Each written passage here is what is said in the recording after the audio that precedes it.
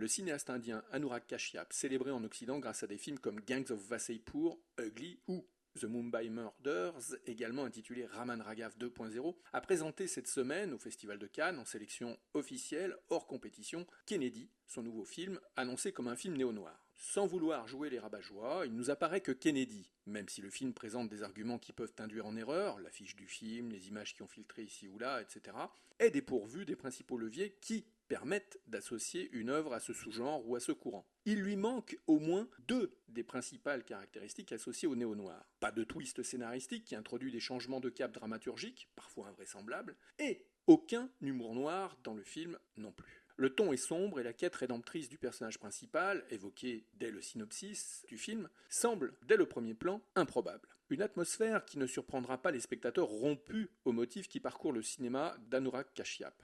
Car une nouvelle fois, avec Kennedy, le cinéaste s'inspire d'événements qui ont alimenté les colonnes des faits divers dans les journaux indiens. Cette fois, il s'agit d'un scandale qui a secoué toute la société indienne, à commencer par la classe politique. Un scandale qui a révélé un système de corruption au comportement mafieux qui sévissait dans les plus hautes instances policières de Mumbai. Outre les connexions avec le crime organisé, ce sont surtout les articulations internes aux forces de police qui intéressent Kashyap et notamment l'agencement des processus d'oppression et d'élimination exercés à l'encontre des individus susceptibles de venir perturber le fonctionnement de l'organisation criminelle mise en place par la police. Kashyap choisit un ancien flic, le Kennedy du titre, officiellement mort et qui ne l'est officieusement pas, pour décortiquer les ramifications et la structuration d'un système parallèle mis en place par son ancien responsable hiérarchique. Kennedy s'appelait autrefois Uday Shanti. Réputé pour sa radicalité, son intransigeance et ses méthodes expéditives mises en pratique sans le moindre sursaut de conscience, Kennedy était devenu un homme à abattre. La descente aux enfers commence par la perte de son travail, exercé de manière peu orthodoxe, puis, pour l'atteindre directement et exercer une vengeance à son encontre, ce n'est pas à lui qu'un chef mafieux s'en est pris directement, mais à sa famille. Le fils de Shanti est ainsi mort dans un attentat à la voiture piégée. Alors, son hiérarchique a une idée. Faire disparaître Shanti du monde des vivants en le faisant passer pour mort et se servir de la haine de celui qui se nomme désormais Kennedy pour éliminer la concurrence ou les témoins gênants.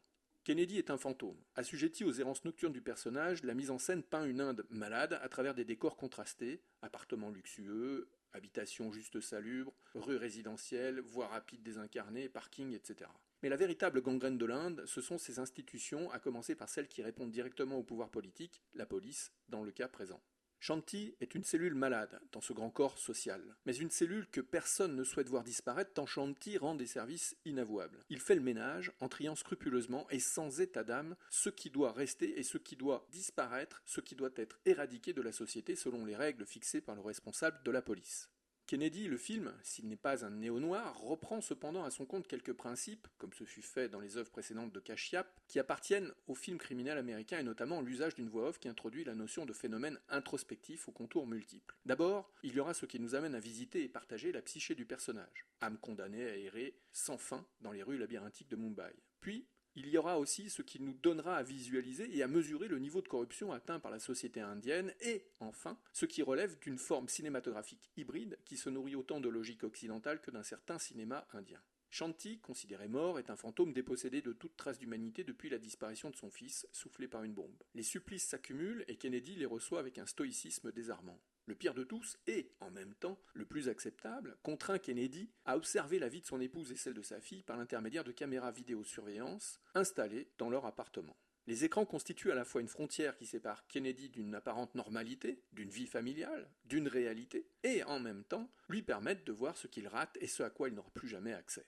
Shanti sème la mort sur son passage et ne possède plus, pour compagnon de vie sociale, que les fantômes de ses précédentes victimes. Il ne vit rien, ne ressent rien. Ce qui lui restait de conscience a été absorbé par les âmes mortes des personnes qu'il a tuées. Shanti, Kennedy, n'est qu'un corps flottant dans un espace auquel il ne semble jamais pouvoir s'intégrer. À aucun moment Shanti ne semble habiter les lieux qu'il envahit, toujours au même rythme, quel que soit le motif de sa présence. L'uniformité temporelle des actes commis par Shanti traduit finalement une sorte de trivialité qui nivelle tous les gestes de Shanti, du plus naturel au crime commis.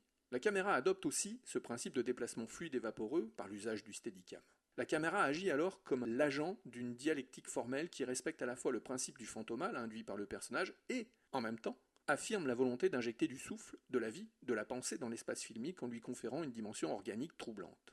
Kashyap assume une mise en scène qui tend, une fois encore, à observer le fonctionnement de sociétés parallèles qui, à force, deviennent les garantes d'un équilibre sociétal et contribuent ainsi à généraliser et à uniformiser des mots universels. C'est aussi et peut-être surtout ça, la mondialisation.